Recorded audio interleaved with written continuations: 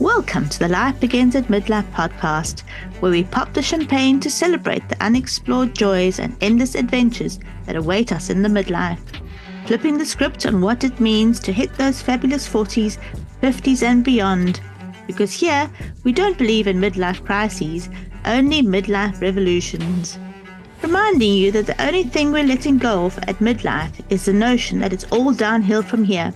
Nope, we're here to climb higher, dream bigger, and laugh louder.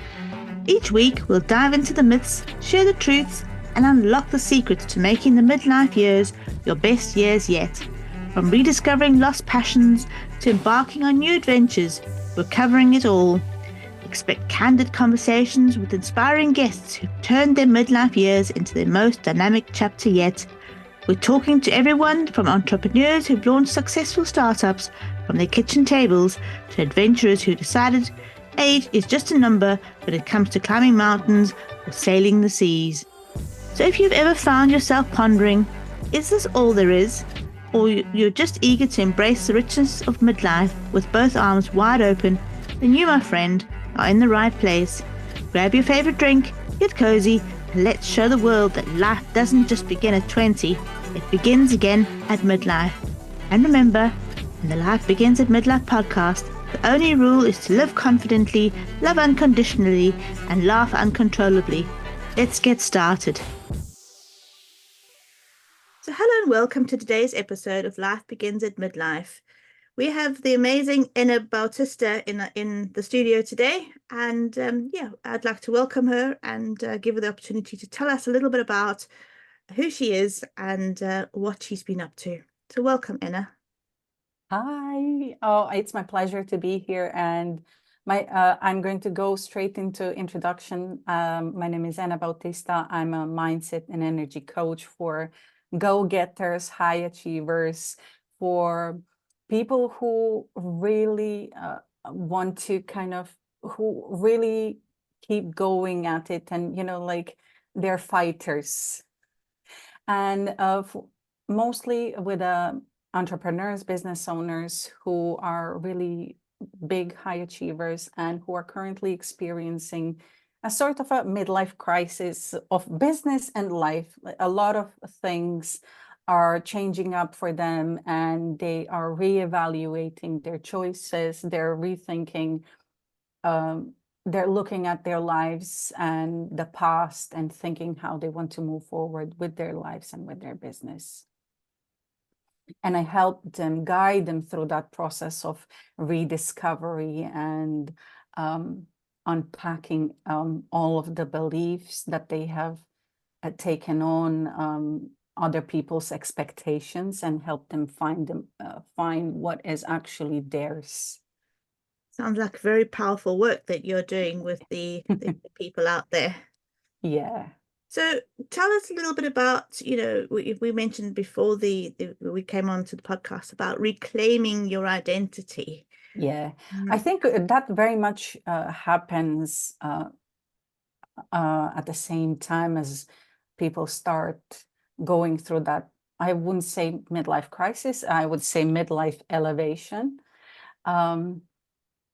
because they kind of start overlapping. And what I have observed is that when you get to a certain age, and with that age comes maturity and better knowing of yourself and understanding of yourself and the world, and of course maturity in the business, you start to look at things in life and start wondering, okay, what is it that I really want? What is it in this life that I have kind of stumbled into experience and stumbled into certain season of life without even realizing that it is happening? It just kind of like subconsciously there were so many expectations, and you find yourself in life really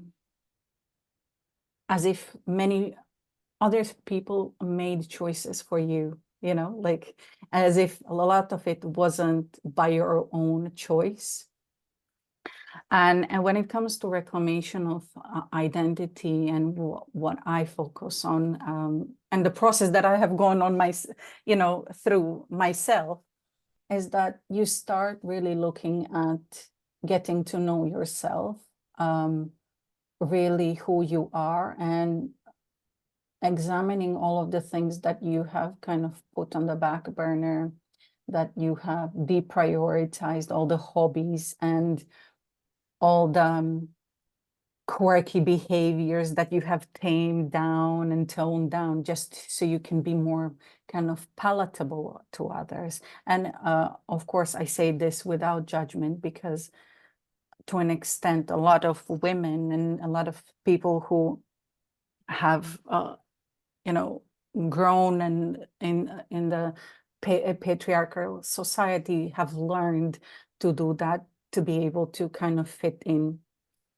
So this reclamation of identity is about finding all of the parts of yourself that you have toned down and hidden, forgotten, especially during like myself, when I became a mom. It's like as soon as I gave birth, I only became a mom. Everything else kind of fell away. And it took me a while. My son is now 6 years old. It took me a while to get to this stage where I am reclaiming all of those identities that I have kind of let go. The sensual part of myself, the fun and flirty, and the really powerful masculine one. It's just like there were so many parts of myself that I have abandoned, that I have denied myself expressing, because, oh, now I am a mom. I need to behave in a certain way. I need to do certain things. And this is what is expected of me, and everything else, it just like fell away. And bit by bit, I have given myself permission to claim and own all of those parts, because I am more than just a mom. It's not like overnight I have forgotten how to be Ena, who has fun and goes out and dances with my friends. It's just like I had to really fight for that part of myself. Yeah, I think it's something that, we've all been through. I know I've been through that as well, where, you feel that, you have to conform to what everybody else expects and the way that everyone else expects you to behave as a mum, to go and be flirty as a mum. It would be like sometimes can be frowned upon. It's like, oh, how can Yep. she be doing that? Yeah. And How dare she? you're not intending it to be anything. It's just who you are. And if people take it up as being whatever their interpretation of it is, that's their issue. You're not intending it to be, I like you, let's take this further. It's just a bit of a fun bit of banter. Like some people have a different kind of banter. You and I will see that as being, a kind of a banter, but not anything, Yeah. to And take. I think that flirtiness and seductiveness, not necessarily in communication with other people. It's just like the oozing that energy when you dress up, when you go out, when you are even with your own self, like flirtiness and seductiveness with your own self. It does not have to be with anyone else outside. It's just simply embodying that energy and allowing yourself to remind yourself again of that, because a life does not stop at midlife. It does not stop when you get married. You did not become just this one-dimensional person when you get married and when you get to a certain age or when you give birth. Absolutely. We're multidimensional, multifaceted. Absolutely. And if you take it back to, say, when you met the marriage partner, you were a certain way. You were Yeah, probably your flirty self, the outgoing self, the dancing self, the person that would be dressing up and going out. But then somehow, when we find that partner, often we allow ourselves to be like dulled down, and we don't, maybe because I don't know what it is. For some reason, they might not like us to be as outgoing as what we were when we met them. But then I'm thinking, well, why did you want to be with us if you don't want us to yeah. be like that now? It's like, And even if it doesn't come, I think, directly from the partner, I think there is this level of expectation that we have grown up with, this kind of messaging that when you hit a certain age, when you hit certain life milestone, that you need to start dressing up and behaving in a different way. So for an example, there's this sort of expectation that once you become a married woman or once you become a mom, this is how you should be behaving, and that's it. Like, it doesn't even have to come from it. You might even have a supportive partner, but there's this wider societal expectation of that. true. Yeah. It was quite interesting with my mum when I turned 50. She sent me a message and she said, "You don't look anywhere near 50." And I thought, well, if I looked at a picture of her when she was 50, she had the curly hair, Mhm, the purple rings, and she was behaving completely different than mhm, what I'm behaving now at the same age. And I was thinking how life has changed, but mhm. I have consciously made that effort to not be railroaded into that kind. Because even if you Into a stereotype, yes. look And at I the think, adverts on the TV now, it's like the over 50s life insurance. They're all the grey-haired ladies with the purple rings, and I'm thinking, mhm, I'm 50, but I'm not anywhere near ready to mhm, to be adopting that kind of lifestyle, yeah. I'm And I think that comes a lot down to stereotypes. And I just want to emphasize that this is in no way judgment for anyone who chooses that kind of, like, if this is what feels right for someone, that is. But what I want to put an emphasis on is that oftentimes we choose certain things because of these stereotypes and societal expectation of us to fit into a certain box when we reach certain milestones. And my work focuses on really examining the reasons why we are choosing certain things like that. Because many people might say, oh, I don't want this. I don't want to dress sensually because I just don't like it. And my one thing that I always want to uncover is, why is it that you do not like it? What is it, when did you make that decision that you did not like it? Is it your own decision, or whether it is a message that you're shamed into feeling that way? I remember one story. I'm going to tell you a story. I remember going out and meeting one amazing woman, and I had a dress and I was wearing heels, and we met, and I was saying, oh, it's so good to meet you, and we're kissing, hugging, and she was saying, oh, you look amazing, you're so sensual and sexy. That could never be me. And like, when she said that, it was something that it instantly made me wonder, why could it never be you? It's like, when did you make that decision? And this is what I do when I work with clients. When did you make that decision that it could never be you? And it's like, in that conversation, as if she didn't even allow herself to ponder whether that could be her or not. It's like automatically disregarded that option for herself. And when I work with people, I always try to figure out, what is it that made you think that way, that this is automatically something that you would never want to embody.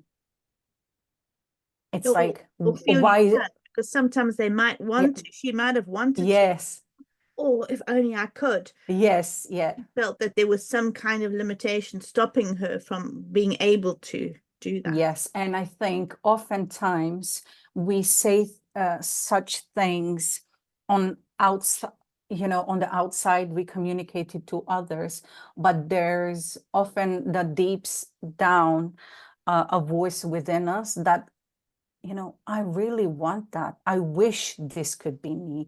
I wish that I could wear something like this, or I know I want something more, but they kind of start squashing that voice within. And in the work that I do, I try to help people to really figure out what is that voice within them, of their true desires that they have been kind of pushing down, and to listen to those whispers and try to unpack what made them make those decisions. What is the internal language that they're using towards their self that is stopping them from experiencing more than more than they are right now. Absolutely, because there's so much to life, and when we get Yes, to this yes, time yes. of our lives, we have got the opportunity, because often our children are older, or maybe even some of us have moved out of home, and if they're still with us, they are able to do a lot for themselves. So it gives Yep. us an opportunity, that Yeah. space to Yes. find ourselves again, and to have the opportunity to bring back the things that we enjoyed, or add new things as well. You don't have to always bring back the old. You can find something new that entices you, and that you've Yeah. been wanting to do as well. Yes. I think a lot of people, when they reach that stage, midlife, you come there, as I talked about that maturity, I would say, it's like you see yourself, you look at back at some of the things that you used to do, and you think, oh, if I had the wisdom that I have right now, I would have done things differently. I would have chosen a different path. And that's what I talk about, the maturity and wisdom that comes with this age. And oftentimes, like you find yourself in um, empty nesters, children have grown up, and uh, all of a sudden there's all of these opportunities that they have opened up, and you have no other choice but to look at your life and look at yourself and think about, okay, what is it that I want from my life? And a lot of the times, people who have dedicated themselves to their families, to their children, find themselves at midlife wondering, oh, what the heck, like, I've done, where has my life gone? And I know that there is more to life, but they cannot find their own identity, because the identity that they have associated for such a long time is no longer, they're not fulfilling it any longer. So yeah, I help them find themselves amongst that, everyone else's noise and everyone else's expectations. Absolutely. So if someone's listening to this today, and Mm-hmm. they resonate with what you're saying, and they would really, really like to go, listen to that little voice inside of them, but they are, they've still got so much baggage on top, have you got any kind of advice for them? How can they take that first step to actually, get onto that journey? Um, how to, I mean, there are different avenues that you could take, but I think um, being perhaps taking a journal and starting to really through the journal expressing, allowing themselves, just start up on a page and start asking yourself a question. What is it that I really, really want? And allow themselves to be honest, and for the pen and the hand to speak. And if you don't know what to write in the beginning, just keep asking yourself and keep asking until, and write whatever first comes to your mind. And after you finish a page, probably there will be a lot more that will start coming out. What I have found is that when I start writing, even if I start with, I don't know what to write, or I don't know what I want, just the simple action of writing it out starts the stream of consciousness and starts the stream of expression, you know, and allowing yourself to express that. That's one thing. If, for an example, you're not really clear on what is it that you want, you can start by asking yourself that and really playing with your consciousness. There is a beautiful, I would say, connection between the handwriting and the subconscious. Yeah, and also to know that it doesn't have to be perfect sentences. It doesn't have No. And any. to be honest, It yes, can I've just seen be people. words on a page, and Yes, then gets you. it can be drawing. It can be, it does not have to be like a sentence or a diary, how you would write a diary. You can take a page, you can draw, you can write bullet points, you can write phrases or a word that symbolizes that what you actually desire. It does not have to be full sentence. For me, that's how it works, but I know it doesn't work for everyone in the same way. But just allow yourself. And sometimes for people it works by really just voicing it out, you know.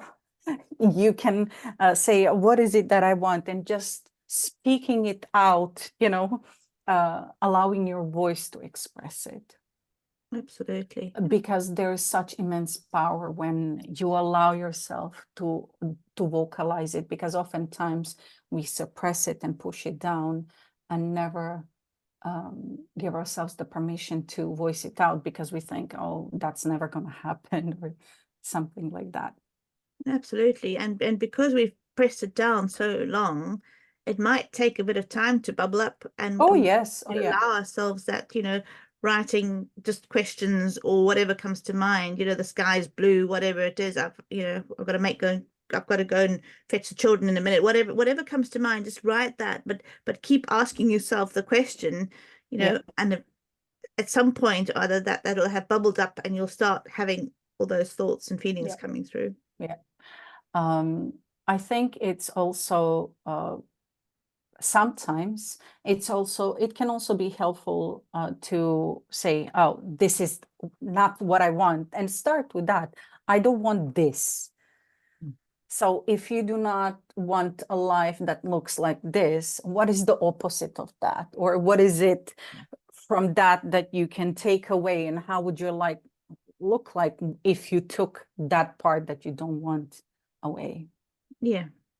Yeah, There's a bit because of the sometimes it's what if I, could do this? What would that look like as well? yes, yes, yes. If in, or if even simply, if I connected to the version of myself in the universe that has it all and that does not have all of the obstacles that I have right now, or all of the challenges that I perceive right now, what would that unlimited version of myself want and have?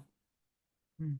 How would that look like? Because that takes you away from the challenges and everything in this worldly, I would say, and everything that is in your environment that is not allowing you to have that, or that is kind of an obstacle to that. And it takes you in the energy of limitless possibilities. And it doesn't matter how irrational that is. We're not looking for irrational. We're just looking for uncovering what is deep, what are the unexpressed desires within us. Absolutely. And then that then allows us to then choose, what direction we're going to take, and what Yes, can we yeah, what's the next tiny step. And that's all it is, because that's what the journey is. It's one step after the next step. It's not thinking that you're going to go from where you are now to that ideal life within, a blink of an eye. but it's the journey, it's the fun of uncovering Yeah. as you're going along, you know. And allowing yourself to enjoy every single stage of your life, however, even the transition period, and really savoring um, the things that you do have right now. Absolutely. And that's an important thing, because I think we can all think of things that we can, you know, that can make us smile, even if we are in a situation that we might not be completely happy in. There will Yeah. be little pockets of times where we can find that time, and we just didn't Yeah. expand on it. Yeah. Yes. Yes. Definitely. Definitely. I think there are many different approaches, and I feel that uh, defining what is that desire within you um, is one of the first things to start. And then you just go from there. Identify what is the challenge, what is the friction point, what is causing the friction in, or an obstacle for you to achieving that. Absolutely. Whether it is external circumstances or internal language, internal belief system, the habits, it does not have to necessarily be external circumstances. Sometimes it is just the language that we use with ourselves, the limitations that we have accepted as our own, um, habitual ways of thinking, just like with that story, oh, that could never be me. It is a habitual way of thinking, because it's a habit to think in that way, because she has thought that many, many, many times over and didn't even pause to think. So start thinking about what are those um, belief systems or habitual ways of thinking that you can observe in your life, that you don't even pause, that you completely disregard certain things for yourself.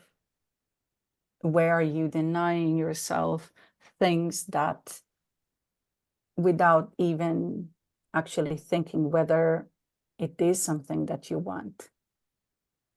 Absolutely. Yeah. Well, that gives them something to look at and to work on, Yes, and yes, something to yes, get yes, started of course. with, because it's, as you said, it is a journey, it is a process, but it's a Mm-hmm, mm-hmm. first step. It's a worthwhile process. I would say it's a worthwhile process.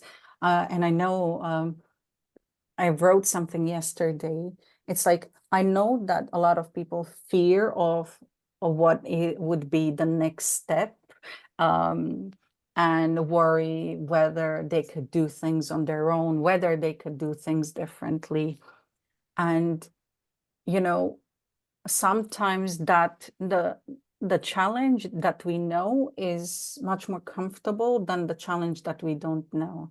And they stop themselves from making progress, stop themselves from making those difficult decisions to do something differently, to move to a different place, to change up their career, to,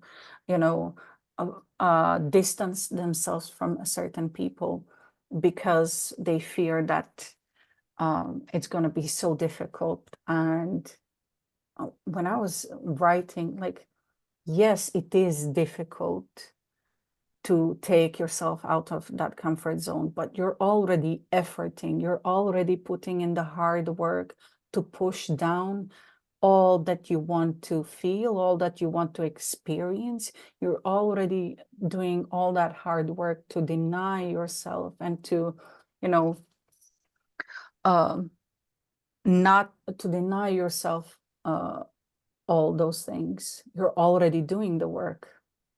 The difference is the temporary discomfort of getting outside of the comfort zone and doing that inner work and making those new decisions. It's just that this is temporary until you learn how to, be in that a new space versus this one, because this one can go on for years and years.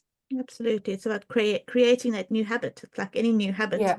it does feel a little bit uncomfortable when you first start, but then soon it becomes so familiar that you wondered how you could even Yeah. have done anything in the old, Yeah. the old way. So Yeah. Yeah. So you're already doing the difficult part. If you're worrying it's going to be difficult, it's going to be hard, or, you're already doing the difficult part. Yeah. And You're you've got already so doing the much more hard to be work. Yeah, excited about if you're doing something that yeah, makes your heart happy than if you're keeping yourself feeling unhappy. exactly. Yeah. So on that note, I'm going to say thank you very much for joining us. You're welcome. It was my It's pleasure. been lovely speaking to you, and I'm sure that what we have spoken about will definitely be able to help quite a few people out there, because I know that we've both been on our own journeys of Oh, yes. what we've Oh, spoken yes. about. So it's been lovely having you, and thank you very much for And joining. thank you. Thank you for having me. As we wrap up another episode here at Life Begins at Midlife, we want to take a moment to extend a heartfelt thank you to our sponsor, Jackie Bourne, for Purpose Unleashed. Jackie's commitment to empowering individuals on their journey of self-discovery and transformation truly aligns with the spirit of our show.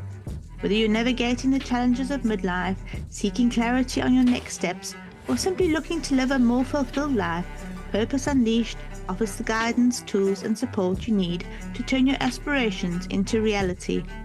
For those of you feeling stuck or at a crossroads, remember, it's never too late to redefine your path and embrace the life you've always dreamed of. Visit Purpose Unleashed website to discover how you can start your transformative journey today. Let Jackie be your guide to a more vibrant, purpose-driven life. You can find this link to the website in the show notes below. And to our listeners, thank you for tuning in and sharing your time with us. Remember, every day is a new opportunity to grow, to love, and to make a difference. Until next time, keep striving, keep dreaming, and keep listening.